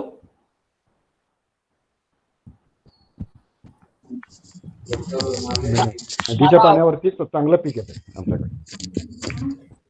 okay okay. बघा, आता काय होतं की ज्या वेळेला कोणीही ग्रीन हाऊस करायला येतात, ओके, त्यावेळेला आम्ही पहिल्यांदा काय विचारतो की बाबा रे, तुझा पाण्याचा सोर्स काय? तुझा पाण्याचा सोर्स चांगला असेल तर तू या फंद्यात पड. कारण मीडिया बदलता येतो, माती कुठूनही आणता येते, पण पाणी काय रोज कुठून आणता येणार नाही. मग पाणी चांगलं असावं, मग ते काय असावं, तर आपण पुढे जाऊन बघतोय ते. आणि याच्यासाठी रिव्हर्स ऑस्मॉसिस ही एक प्रोसेस असते, परंतु त्याच्यासाठी खूप एक्सपान्सिव्ह खर्च आहे आणि तो आज घडीला आपल्याला परवडणारा नाही. ओके. आता आपण EC म्हणजे काय बघू पहिल्यांदा. ओके, बघा, EC म्हणजे काय, तर इलेक्ट्रिकल कंडक्टिव्हिटी. म्हणजे आम्ही काय सांगतो की इलेक्ट्रिकल कंडक्टिव्हिटी. ओके. आपल्याकडे विद्यापीठाने पिकामध्ये वर्गीकरण केलेलं आहे. काय केलेलं आहे, तर क्षार सहनशील आणि क्षार संवेदनशील पीक. ओके, क्षार सहनशील मध्ये जर तुम्ही बघितलं तर मग तुमचं मेज, अमुक, ऊस, तुमचं टोमॅटो ही पिकं येतात. क्षार संवेदनशील पिकामध्ये वेलवर्गीय असेल, काकडी असेल, फुलपीक असतील, जरबेरा, ऑर्किड्स, कार्नेशन्स. तर होतं काय की सपोज आता म्हणजे हे क्षार्स म्हणजे काय बघा, एखाद्या पिकाचं शरीर हे 2 क्षारांनी बनलेलं, बरोबर, 2 क्षारांनी बनलेलं, आणि त्या पिकाला जर तुम्ही 2.5 क्षार दिले तर काय होतं की त्या पिकामधून पाणी रिव्हर्स येतं, का तर त्याला ते 2.5 क्षार डायल्यूट करायचे आणि मग आपल्याला अपेक्षित रिझल्ट मिळत नाहीत. या प्रोसेसला लिटरली म्हटलं जातं रिव्हर्स ऑस्मोसिस. म्हणजे स्प्रे करताना, म्हणजे स्पेशली खतं स्प्रे करताना किती द्यावीत किंवा खतं किती द्यावीत पिकाला रूट सिस्टीम थ्रू. काकडीला 2 किलो खत चालतं, तर टोमॅटोला 4 किलो दिलं तरी चालतं, पण काकडीला 4 किलो खत चालणार नाही, कारण ते क्षार संवेदनशील पीक आहे. मग इलेक्ट्रिकल कंडक्टिव्हिटी म्हणजे काय, तर डिआयोनाइज पाण्यामध्ये जर तुम्ही करंट सोडला तर तो करंट वहन होत नाही, म्हणजे पास होत नाही. आणि त्याच ठिकाणी जर तुम्ही खतं टाकली किंवा क्षार टाकली आणि तुम्ही जर तिथं इलेक्ट्रिकल रॉड टाकला आणि तुम्ही पाय दिला तर तुम्हाला करंट बसतो. तर याला म्हणतात इलेक्ट्रिकल कंडक्टिव्हिटी. ओके, आता तुम्हाला सर्वांना इसी समजला असेल. मग काय लोक आज टीडीएस मध्ये बोलतात. टीडीएस म्हणजे काय, तर 2 क्षाराच्या आतमध्ये तुम्ही मिलीसिमन्स मध्ये मोजता किंवा डेसिसिमन्स मध्ये मोजता, तर याचं कन्व्हर्जन कसं करतात बघा. तुमचा एक क्षार इज इक्वल टू 640 टीडीएस. 1 क्षार इज इक्वल टू 640 टीडीएस. मग तुम्ही कॅल्क्युलेट करू शकता. ओके, आता आपण एक उदाहरण घेऊ की तुमच्याकडे एक पीक आहे, एक झाड आहे, त्याला मला 2.5 क्षार द्यायचे. ओके, माझ्याकडं तलावाचं पाणी 2 इसीचं 2 क्षाराचं आहे. मग मी आता त्याच्यात किती ऍड केलं पाहिजे किंवा मी किती द्यायचंय, मला 2.5 द्यायचे, तर मी त्याच्यात अर्धा क्षार टाकू शकतो, मग माझा 2.5 होईल. ओके, मग काय होतं तर नॉर्मली 20% तुमच्या पाण्यामध्ये हे NH4, NO3, CA, K, SO4, Mg म्हणजे हे सगळे न्यूट्रिएंट्स आहेत. पण 80% त्याच्यामध्ये सोडियम आणि क्लोराईड आहे. मग मला सांगा, मला काय द्यायचंय, सोडियम क्लोराईड द्यायचंय का, मला नाही द्यायचं सोडियम क्लोराईड, मला अमोनिया द्यायचंय, मला नायट्राइट नत्र द्यायचंय, मला कॅल्शियम द्यायचंय, मला पोटॅश द्यायचंय, मला सल्फर द्यायचंय, मला मॅग्नेशियम द्यायचंय, मला H2PO4 म्हणजे तुमचा फॉस्फरस द्यायचा आहे, Fe द्यायचा आहे. मग माझ्याकडे चान्स राहत नाही. म्हणून पाणी चांगलं पाहिजे. माझे प्रेझेंटेशन दिसतंय ना सर्वांना? हॅलो, दिसतंय सर. हो सर, दिसतंय. आता बघा, water quality for horticulture use म्हणजे तुमच्या पाण्याचा क्षार मिलीसिमन्स पर सेंटीमीटर जर अर्ध्यापेक्षा कमी असेल तर तो स्टँडर्ड 1 मध्ये मोडला जातो. स्टँडर्ड 1 काय सांगतं की हे सर्व इरिगेशन सिस्टीमला सुटेबल आहे, इन्क्लुडिंग रिव्हर्स ऑस्मोसिस म्हणजे रिसर्क्युलेशन ऑफ वॉटर, म्हणजे तुमचं पाणी तुम्हाला परत वापरायचंय. ओके, तरी सुद्धा त्याला चालू शकतं. पण त्याची सोडियमची लेवल काय असायला हवी, 35 ppm खाली. ओके, किंवा मिलीमोल 1.5 मिलीमोलच्या खाली. तुमच्याकडे पीपीएम मध्ये मोजत असताल लॅबोरेटरी. आणि क्लोराईड 53 ppm खाली पाहिजे, तर हे पाणी आपण फ्लोरिकल्चर म्हणजे specially orchids, specially gerbera, specially cucumber. Okay, त्यानंतरची स्टँडर्ड ग्रेड येते 2. त्याच्यामध्ये क्षार आहे तुमचा 1 पेक्षा खाली. त्याच्यामध्ये सोडियमची लेवल 69 ppm खाली असावी आणि क्लोराईडची लेवल 106 ppm खाली. तिथं मिलीग्राम पर लिटर लिहिलंय, मिलीग्राम पर लिटर म्हणजेच ppm, नाहीतर तिथं अडचण नको व्हायला. आता स्टँडर्ड 3 म्हणजे ही 2 नंबरची जी ग्रेड आहे बिलो 1, आपण ठीक आहे म्हणू शकतो की आम्ही सांगतो की ठीक आहे बाबा, तू करणार असशील तर त्याच्यामध्ये हरकत नाही, पण स्टँडर्ड 3 आणि स्टँडर्ड 4 हे आम्ही कधीही लोकांना सजेस्ट करत नाही की तू करू नको, याच्यामध्ये तू ग्रीन हाऊसच्या फंद्यात पडू नको. स्टँडर्ड 4 तर आपल्याकडं बऱ्यापैकी इरिगेशन वॉटरला सुटेबल नाहीये, स्पेशली ग्रीन हाऊसला. कारण मराठवाड्यामध्ये जर गेला तुम्ही तर 1.5 ECच्या वरती पाणी आहे कुठं कुठं. तर मग हे कसं शक्य होणार? तर मला पिकाला 2 क्षार द्यायचे आणि ऑलमोस्ट सगळे सोडियम आणि क्लोराईडच आहेत, तर मग मी कसं पिकं मॅनेज करू शकतो? म्हणून हे खूप महत्वाचं आहे. ओके, बघा तेच मी थोडंसं टॅब्युलर फॉर्मॅटमध्ये समजायला सोपं जाईल असं केलेलं आहे. ओके, तुम्ही ह्याचे स्क्रीनशॉट पण काढून ठेवू शकता. आणि तुमच्याकडे कोणी आलं की बाबा रे मला ग्रीन हाऊस करायचंय, मला शेडनेट करायचंय, तुम्ही त्याला सरळ विचारा, तू तुझं पाणी चेक केलंय का बाबा रे? चेक करून घे. तुम्ही मोस्टली हे स्टँडर्ड फक्त 2 बघा, सोडियम आणि क्लोराईड बघा आणि EC लेवल्स बघा. हे जर तुमचं क्लिअर असेल तर तुम्ही त्याला सांगा यस बाबा रे तू पुढे जा, नो प्रॉब्लेम.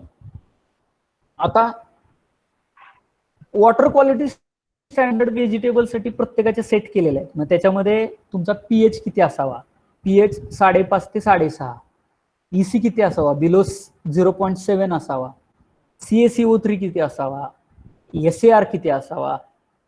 नायट्रेट किती असावं? आता मोस्टली मला ह्याच्यात कोणाची अडचण नाही. मला कोणाची अडचण आहे तर माझे क्लोराइड्स आणि सोडियमचे पर्सेंटेज हे खूप महत्वाचे आहेत. म्हणजे आपण त्याला हायलाइट पण करू शकतो. म्हणजे हे दोघं जे आहेत, ओके, तर त्याला मी स्क्रीन दिसत असेल बोल्ड screen. करतो. स्क्रीन आता बघा दिसत असेल. ओके, सोडियम आणि क्लोराईड जे आहेत ना, ते जी मला अडचण आहे, बाकी नाही. सोडियम क्लोराईड माझे कमी असावेत आणि माझा EC व्यवस्थित असावा. pH तुमचा जास्त असेल तर तुम्ही pH कंट्रोल करू शकता. ओके, pH तुम्ही कंट्रोल करू शकता बाय ऍसिड. तुम्ही ऍसिड सोडून pH कंट्रोल करू शकता, पण तुम्ही क्षार कंट्रोल करू शकत नाही. हे तुम्हाला कोण सांगेल की क्षार वाढले आणि ऍसिड सोडलं तर क्षार कमी होतात? It's a wrong. चुकीचं आहे हे चुकीचं सांगतात. मग बघा pH जास्त का असतो? pH म्हणजे काय? कोणी सांगू शकेल का pH म्हणजे काय? कोणाचा तरी आय थिंक माईक चालू आहे. pH जास्त असेल, कोणाचा तरी माईक चालू आहे. बघा pH म्हणजे काय? तर pH म्हणजे तुमच्या पाण्यामध्ये विद्राव्य असलेले बायकार्बोनेट्स, त्याच्यामध्ये स्पेशली कॅल्शियम आणि मॅग्नेशियम बायकार्बोनेट्स. ओके, त्याची प्रोसेस काय करायची बघा. तुमच्याकडे फॉस्फरिक ऍसिड असतं, H3PO4 phosphoric acid, HNO3 nitric acid. हे काय तर तुम्ही ज्या वेळेला याची क्रिया त्या बायकार्बोनेट्स बरोबर करता त्यावेळेला त्याच्यातून H2O म्हणजे पाणी होतं आणि CO2 एक्सकेप होतो, म्हणजे CO2 वातावरणात निघून जातं आणि मग तुमचा pH ऍडजस्ट होतो. म्हणून त्या ठिकाणी ऍसिड्स वापरले जातात. ही रासायनिक क्रिया आहे, याच्या खूप खोलात जाण्याची गरज नाही, परंतु ही एक क्रिया असते. मातीचा pH जास्त आहे तुमच्या, तर काय अडचण होते? ज्या वेळेला मातीचा pH जास्त असतो त्यावेळेला तुम्हाला सल्फेट मधली खतं म्हणजे magnesium sulphate, zinc sulphate, ammonium sulphate ही खतं वापरावी लागतात. सल्फेट म्हणजे तुमचा सल्फर हा सॉइल कंडिशनर असतो, तो तुमच्या मातीचा pH डाऊन करतो.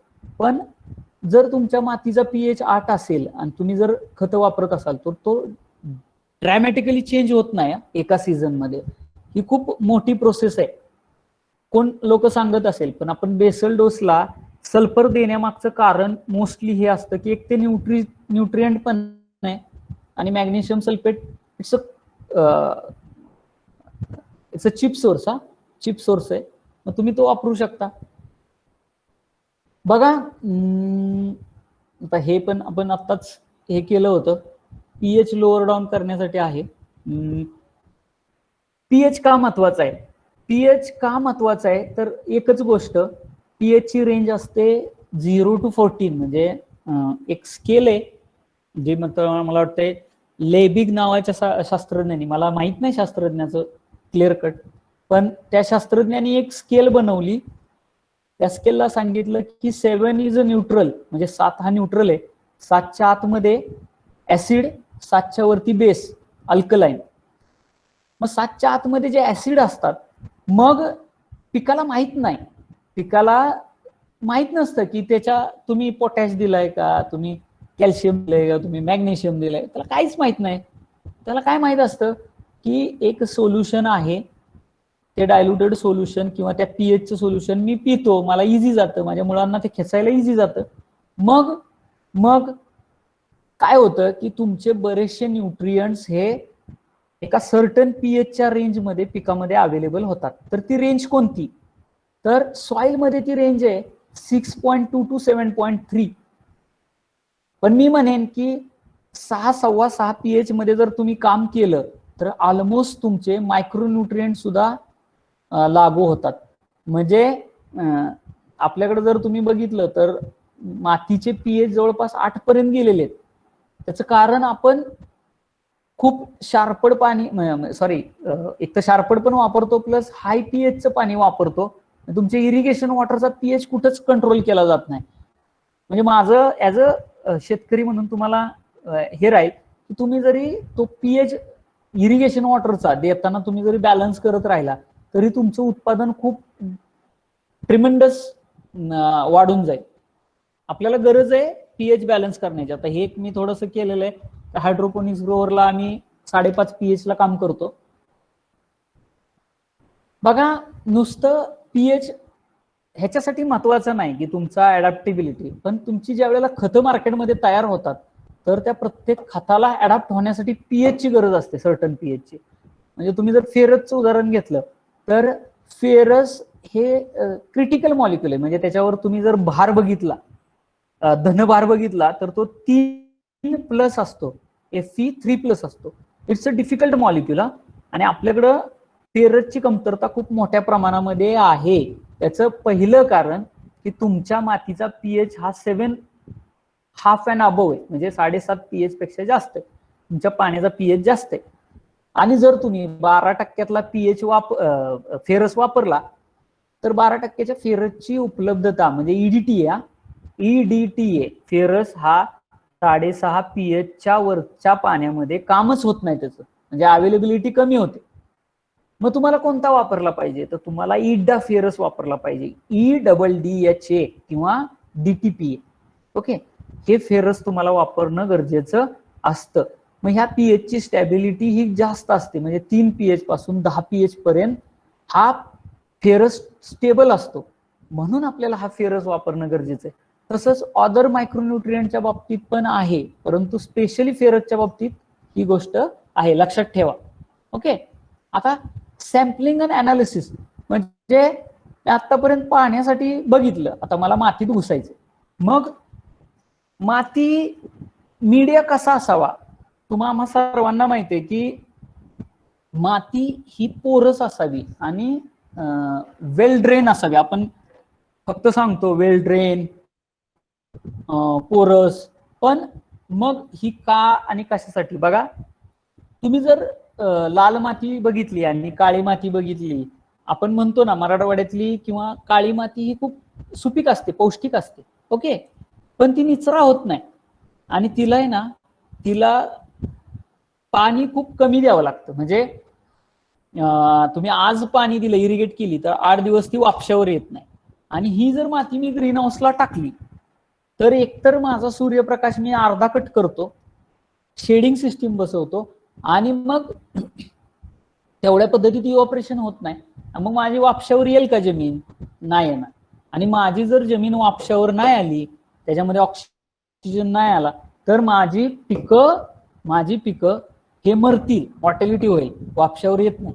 म्हणून मी लाल माती आतमध्ये टाकतो, त्याच्यामध्ये भाताचं तूष टाकतो, पोकळी राहावी म्हणून. मग दोन्ही मातीचं जर न्यूट्रिशनच्या बाबतीत कम्पेअर केलं तर आपली काळी माती ही खूप न्यूट्रिशियस आहे, कारण 2 मातीचे कण खूप जवळ असतात, त्याच्यामध्ये गॅप कमी असतो आणि न्यूट्रिशन त्याच्यामध्ये ऍडर केलं जातं, म्हणजे थांबवलं जातं. ते न्यूट्रिएंट्स असतात त्याच्यामध्ये. लाल माती निचरा होते, वाहून जाते, त्यामुळे न्यूट्रिशन नसतं त्याच्यामध्ये. मग मला ज्या वेळेला ग्रीन हाऊसला अशी माती टाकणं गरजेचं असतं त्यावेळेला तिला न्यूट्रिशियस बनवण्याची गरज आहे. म्हणजे त्याच्यामध्ये मला ऑर्गॅनिक मॅटर खूप मोठ्या प्रमाणात टाकावं लागतं. ओके, त्यावेळेला ती न्यूट्रिशियस होते. म्हणून आपण लक्षात घेतलं पाहिजे की मला ग्रीन हाऊसला ऑर्गॅनिक मॅटर का जास्त लागतं जर काळी माती वापरली नाही तर. आता आय थिंक माझी स्लाइड आणि माझा आवाज येतोय व्यवस्थित ना? हॅलो, येतोय सर. येतोय नाही सर येतो आवाज येतोय स्लाइड पण व्यवस्थित ही होईल. स्लाइड फक्त हे करा. दुसरे अडचण येते का? नाही, आवाज येतोय. स्लाइड दुसरी आहे का आता? हा, आता झाले. ओके. बघा, सॅम्पल कसं काढायचं असतं. आम्ही सर्वांनी कृषी विभागाने खूप सारे सॅम्पल्स काढलेत. म्हणजे मी पर्टिक्युलरली याच्यासाठी म्हणतोय की खूप मोठ्या प्रमाणामध्ये खूप चांगली गोष्ट आपण राबवतो. म्हणजे तुम्ही हा कणा आहे, म्हणजे ऍग्रिकल्चर सिस्टीमचा ऍग्रिकल्चर ऑफिसर किंवा तुम्ही जे शेतीविषयी काम करता त्याच्यासाठी माझ्याकडून तर तुम्हाला सलामच आहे. म्हणजे पण होतं काय बघा, ह्या गोष्टीमध्ये कुठं काही गोष्टी आपल्याला इम्प्रूव्ह करण्याची गरज आहे. जर तुम्ही सॉइल सॅम्पल काढत असाल ना तर सॉइल सॅम्पल ऑलवेज, म्हणजे बेसिकली मी आता हायड्रोपोनिक्सचा फोटो दाखवलाय म्हणून, परंतु जो रूट मास असतो जेवढ्यापर्यंत मुळ्यांची वाढ होते तर त्या रूट झोन मधल्या प्रत्येक थराचा सगळं सॅम्पल आलं पाहिजे. आणि असं 20 स्पॉटचं तरी सॅम्पल आपण कलेक्ट केलं पाहिजे. ऍटलिस्ट तुम्हाला सर्वांना माहिती की 1 किलो सॅम्पल करा. मग ते आपण स्वतः सुद्धा हे टेस्टिंग करू शकतो. जर तुमच्याकडं चांगले पीएच मीटर्स असतील, चांगला ईसी मीटर असेल, म्हणजे माझी कृषी विभागाला विनंती राहील की आमचा कृषी सहाय्यक किंवा आमचा जो ग्राउंडला काम करणारा माणूस असतो तर त्या माणसाला दरवर्षी म्हणजे प्रायव्हेट कंपनीमध्ये आम्ही सजेस्ट करतो लोकांना, पण मी इथं पण सजेस्ट करेन की 1 पीएच मीटर आणि 1 ईसी मीटर हे तुम्ही त्याला कुठल्या तरी स्कीम मध्ये बसवून द्या. त्याचा फायदा काय होईल तुम्हाला सांगतो. आपण टायट्रेशन कसं करतो, तर मी जर एक भाग माती घेतली, समजा एक भाग म्हणतोय, मी किलो मध्ये म्हणत नाही, मी एक भाग म्हणजे मी 1 ग्लास माती घेतली तर 2 ग्लास, आता ही दीड भागाची जी प्रोसिजर आहे ती बाहेरच्या कंट्रीजमध्ये वापरली जाते, पण स्टँडर्ड 1.5च आहे. आपल्याकडे 2 पर्यंत पॉसिबल आहे. 2 भाग पाणी म्हणजे डिस्टिल वॉटर. पाणी म्हणजे तुम्ही आरोचं पाणी घेऊ शकता. आरोचं पाणी, 1 भाग माती, हे दोन्ही तुम्ही मिक्स करा. अर्धा तास स्थिर करा, म्हणजे 20 मिनिटं तरी ते सोल्युशन राहावं. ओके, त्यानंतर बघा इथं फोटोमध्ये दाखवलंय तुम्हाला, म्हणजे मी तेवढ्यासाठी ते त्या पद्धतीची पीपीटी बनवली की potting soil 1 demineralise water plus half demineralise, 1.5 भाग ते 1 भाग हे, आणि दोन्ही डायल्यूट करा. ते फिल्टर पेपरनी, म्हणजे अगदी तुम्ही त्याला आपल्या साध्या घरच्या चहा गाळायच्या चहा जो गाळला जातो त्याचे गाळण्याने घेतलं तरी ते काढा आणि तुम्ही त्याचं टेस्टिंग करा. ऍटलिस्ट तुम्ही काय करू शकता तर तुम्ही ईसीपीएच काढू शकता. ओके, तसंच तुमच्या त्या पीएच मीटरनी तुम्ही पाणी चेक करू शकता. तर हे जर चेक केलं आणि असं जर आपण एक चार्ट बनवला तो तुम्ही कृषी सेवा केंद्रवाल्यांना लावा, तुम्ही त्याच्यावरती काम करा. मी तर म्हणतो आपल्याला काम करण्याची गरज आहे फक्त पीएच वर. ईसी तुम्ही काय बदलू शकत नाही. तो नॅचरली ज्या वेळेला पावसाचं पाणी येईल, माती तुमची एकदम वॉश आउट होऊन जाईल, त्यावेळेला होऊ शकतं. पण ऍटलिस्ट आज मला पीएच वर काम करण्याची गरज आहे. मग ती किती डोजिंग करायचं, ऍसिड किती डोजिंग करायचं, त्याचा पीएच कसा बॅलन्स करायचा, हे सगळ्या गोष्टी मला स्टँडर्डली शिकल्या पाहिजेत. मला वाटतंय नॉट ओनली न्यूट्रिएंट अपटेकला तुमचं पीएच ईसी मॅटर करत नाही, तर त्या ठिकाणी तुमचं टेम्परेचर हे सुद्धा मॅटर करतं. जे मीडियाचं टेम्परेचर आहे आणि क्लायमेट आहे ते खूप मॅटर करतं. आपल्याकडे की IMT म्हणून फर्टिलायझर कंपनी आहे, Ranade, I think Ranade agro असेल ती, तर त्यांचे ते सायंटिस्ट आहेत. त्यांनी ही त्यांचं आहे, माझं नाहीये, ही एक PDF त्यांची आहे. तुम्ही जर बघाल तर 16 ते 36चा जो क्वांटम असतो, 16 ते 36 डिग्री सेल्सिअस टेम्परेचर असतं, त्याच्यामध्ये सगळे न्यूट्रिएंट हे खूप चांगल्या पद्धतीनं ऍब्सॉर्ब केले जातात. ज्या वेळेला टेम्परेचर खूप वाढतं आणि टेम्परेचर खूप ड्रॉप होतं, त्यावेळेला बरेचसे न्यूट्रिएंट्स अपटेक केले जात नाहीत. मग अशा वेळेला डिफिशियन्सी दिसतात. विशेषतः थंडीमध्ये मॅग्नेशियम अपटेक होत नाही, प्रॉब्लेम येतो. मग अशा वेळेला एक्स्ट्राचं मॅग्नेशियम वापरणं किंवा सल्फर देणं, सल्फरनं त्या ठिकाणी हिटअप झाली तर तो मीडियातून तो अपटेक केला जाईल, तर म्हणजे मॅग्नेशियम सल्फेट देणं, अशा गोष्टी आपण करू शकतो. म्हणून तुम्हाला सर्वांना हे पण माहित असायला हवं की कोणता मॉलिक्यूल कोणत्या टेम्परेचरला अवेलेबल होतो. म्हणजे हे खूप डीप आहे, पण हे नॉलेज आपल्याकडे आलं पाहिजे, त्याच्याशिवाय आपल्याला समजणार नाही. म्हणजे विशेषतः तुम्ही बोरॉन बघितलं, ओके, बोरॉन काय सांगतो तर 16 डिग्रीच्या वरती मी एक्स्ट्रा किंवा स्टेडी अपटेक होईन. ओके, मी जर 16 डिग्रीच्या खाली असेल तर मी लो अपटेक होतो, अपटेक होत नाही. मग मला बोरॉन एक्स्ट्रा देणं, मला सल्फर एक्स्ट्रा देणं, मला कॅल्शियम एक्स्ट्रा देणं हे मला खूप गरजेचं आहे. त्याचं कारण काय आहे तर टेम्परेचर. ओके,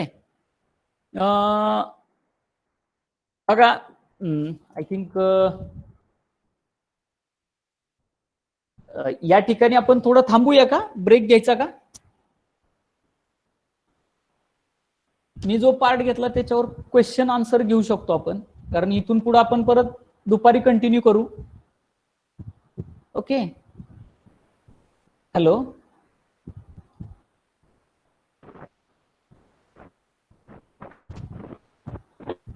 हॅलो, हा सर. मी म्हणतोय आपण या ठिकाणी थोडं थांबूया, बर. कारण तुम्ही मला दीड तास झाला ऐकताय कंटिन्युअस, आणि असं नको व्हायला की हे सगळं वन साइड व्हावं. तुमचे काय प्रश्न ज्या ठिकाणी असतील तर ते आपण आता डिस्कस करू, जे काय 5, 10, 15 मिनिटं होईल ते, आणि मग दुपारी सेशन कंटिन्यू करू. कारण मी तुमच्यासोबत आज दुपारी आणि उद्याचं सेशन आहे, आणि मोस्टली मी बऱ्यापैकी कव्हर करण्याचा प्रयत्न करेन. Okay, okay. काय प्रश्न असतील तर विचारू शकता तुम्ही.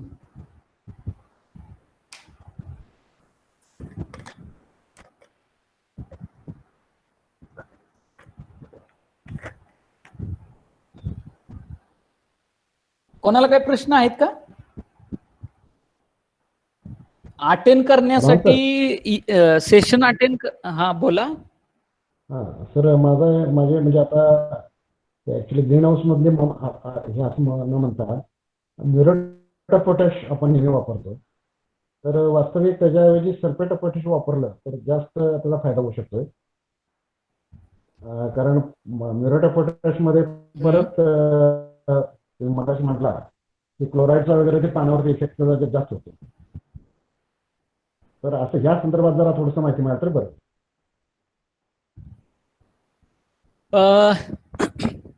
बघा, नॉर्मली काय झालंय की दिवसेंदिवस टेक्नॉलॉजी हायर होत गेली. तुम्ही ज्या वेळेला पेईंग कॅपॅसिटी वाढते, म्हणजे आमच्या शेतकऱ्यांची आता पेईंग कॅपॅसिटी वाढायला लागली, काय काहींना चांगलं उत्पादन येतं.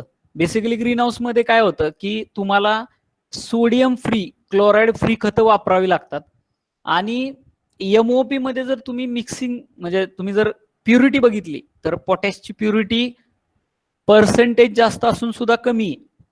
आणि SOP जर बघितला तुम्ही, आता त्यामध्ये बनवणाऱ्या प्रत्येक कंपनीच्या स्टँडर्ड नुसार ते आहे. म्हणजे जगभरामध्ये नावाजलेले ब्रँडमध्ये यारा फर्टिलायझर्स असेल, हायफा असेल, तुमचं हॉटिप्रे असेल, इवन तो भारतातल्या नागार्जुन असतील, किंवा तुमचं बऱ्याच कंपन्या आहेत. आता मी प्रत्येकाचं नाव नाही घेऊ शकत, परंतु प्रत्येकाचं प्युरिटी पर्सेंटेज ठरलेलं आहे आणि क्वालिटी ठरलेली आहे. पण ग्रीन हाऊसला बेसिकली तुम्ही हायली वॉटर सोल्युबल आणि low dose concentration oxide form मधली जी खतं म्हणतो आपण, ती जर आपण वापरली तर बेसिकली खूप मोठा फायदा होतो. कारण एकतर तुम्ही त्या ठिकाणी लो डोसला ते पर्सेंटेज अचीव करत असता. तुम्ही बरोबर सांगितलं की एमओपी आणि एसओपी मध्ये तो बदल होतो.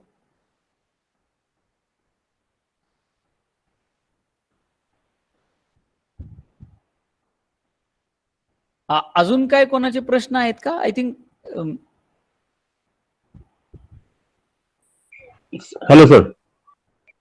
हा हॅलो बोला. सर. हा बोला ना, आवाज येतोय. पीएच मीटर किंवा इसी मीटर असे कोणत्या कंपनीचे चांगले, जरा नाव सांगा की 2-3 सांगता येईल का सर? पीएच मीटरची कंपनी वगैरे. तुम्ही हन्नाचा घेऊ शकता, HANNA Hanna, HANNA Hanna. PH meter. PHEC soil probe. तुम्ही मला कॉन्टॅक्ट करण्याची गरज नाही, तुम्ही डायरेक्टली हन्नाच्या वेबसाईटला जावा, हन्ना इंडिया. ओके, बरं. तर तुम्हाला खूप सारे सेन्सर्स मिळतील त्या ठिकाणी, इवन सॉइल सेन्सर सुद्धा मिळेल.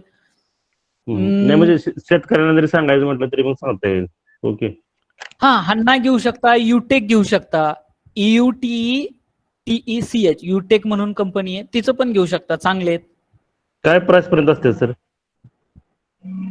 आता नॉर्मली काय आहे की हे जे स्टँडर्ड सेन्सर्स असतात, PHEC मीटर्स असतात, तर ते 6,000 रुपये, 5,000 रुपये, 4,000 रुपये या दरम्यान रेंज असते.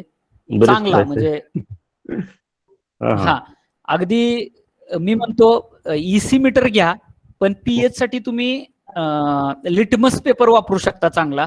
कारण पीएच मीटर खूपच कॅलिब्रेशनचे प्रॉब्लेम्स आहेत, परंतु EC मीटर जी लॉंग टर्म वापरू शकतो.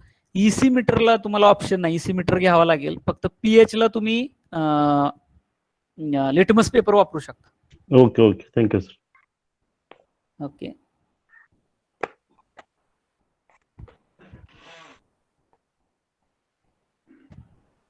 अजून कोणाचे काय प्रश्न असतील? कारण मला वाटतं काही गोष्टी मी तुम्हाला नाही कंप्लीट सांगू शकणार, परंतु चर्चा ही झाली पाहिजे. चर्चेशिवाय काय नाही. उद्या मी तुम्हाला 4 गोष्टी चुकीच्या सांगून जाईन. नेहमी लक्षात ठेवा, कोणत्याही लेक्चररला तुम्ही ज्या वेळेला अपोज करता त्यावेळेलाच खरं मजा असते. एक साइडने ऐकून घेणं ह्याच्यात काहीच मजा नसते. कोणाचे काही प्रश्न असतील तर विचारा, अन्यथा 11 ते 12:30चं सेशन आपण क्लोज करू शकतो.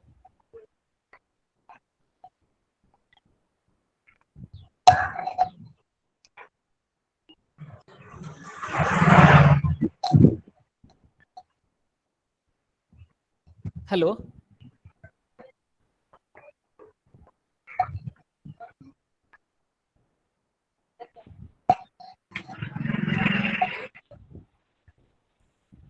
तुम्ही चॅट बॉक्सला सुद्धा टाकू शकता. हॅलो, हा बोला. सर, DB फुलमाळी चंदगडवरनं बोलतोय. हा बोला. सर, एक शेतकऱ्याच्या ठिकाणी आम्ही गेलेलो पाहण्यासाठी. त्याच्या पाण्याचा प्रकार आहे का नाही, थोडा सेंट वेगळा येतो आणि ऑइली, त्याच्यात ऑइली लेअर येतोय सर. त्या शेतकऱ्याचं म्हणणं आलं की ह्याच्या पाण्यासाठी काय कुठं करता येईल आपल्याला, म्हणजे शेतीसाठी वापरू का नको, असं त्याचं म्हणणं आहे. हॅलो. प्युरिटीसाठी तुम्ही एखाद्या लॅबोरेटरीमध्ये ते सॅम्पल पाठवू शकता, पण ऍग्रिकल्चर तपासणीसाठी, पाणी तपासणीसाठी तुम्ही आपल्या शुगर फॅक्टरी त्यांच्या जवळच आहे आणि त्याला लागून ते शेत आहे आणि त्याचा स्मेल पण वेगळा येतो सर त्या पाण्याचा. त्याच्यामध्ये ते पाणी वापरणं तसं खूप चांगली गोष्ट नाही, कारण कंटिन्युअस तुम्ही जर दिलं ते पाण्यातून तर ते एकच कोणता तरी मॉलिक्यूल जाईल, किंवा मॉलेसिस बऱ्याच वेळेला कारखान्याच्या आजूबाजूला जे पेंट वॉश वगैरे सोडतात तर ते त्याच्यामध्ये मिक्सअप होत असतं. हो हो. आणि सर, त्यामुळे ऊसासाठी पाणी वापरतात. ऊस पिकासाठी पाणी वापरतात. ऊसासाठी ठीक आहे, ऊस हार्ड क्रॉप आहे. आणि पावसाळ्यामध्ये या ठिकाणी कसं होतं की त्यावेळेला ते निचरा होऊन जातं, धुवून जातं, वॉश होऊन जातं. ते मी म्हणत नाही की ते चांगलं आहे, पण ऍटलिस्ट होऊ शकतं ऊसासाठी, परंतु ग्रीन हाऊससाठी ही गोष्ट शक्य नाहीये. पण ग्रीन हाऊससाठी ते स्वतःचं शेततळ करून पाणी त्या ग्रीन हाऊस मधलं कलेक्ट करून वापरू शकतात. हा एक चांगला ऑप्शन आहे त्यांच्यासाठी. ठीक आहे. Okay sir. Okay, thank you.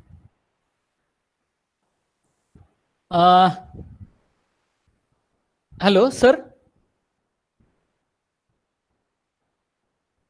Hello.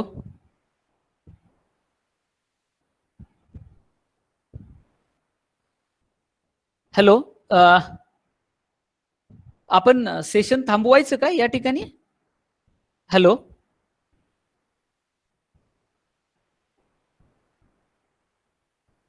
Hello. हा सर. हा, म्हणलं सेशन थांबवायचं का? कारण आय थिंक प्रश्न काय कोणाचे एवढे नाहीयेत. बरं बरं, ओके सर. दुपारी 2 वाजता आपण कनेक्ट हो इरिगेशन फर्टिगेशन साठी. Okay, okay okay sir. चालेल चालेल. थँक्यू.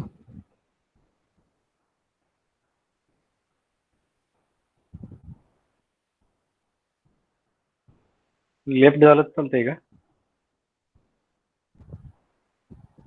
सॉरी.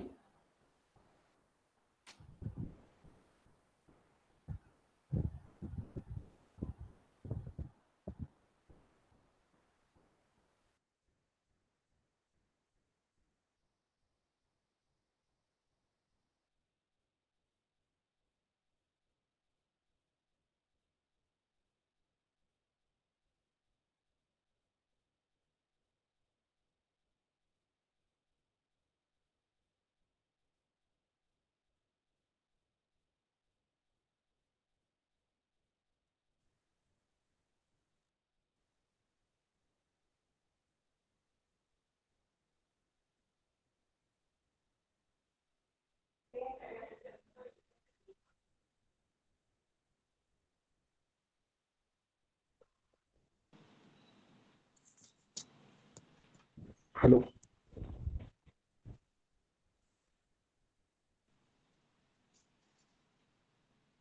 हॅलो.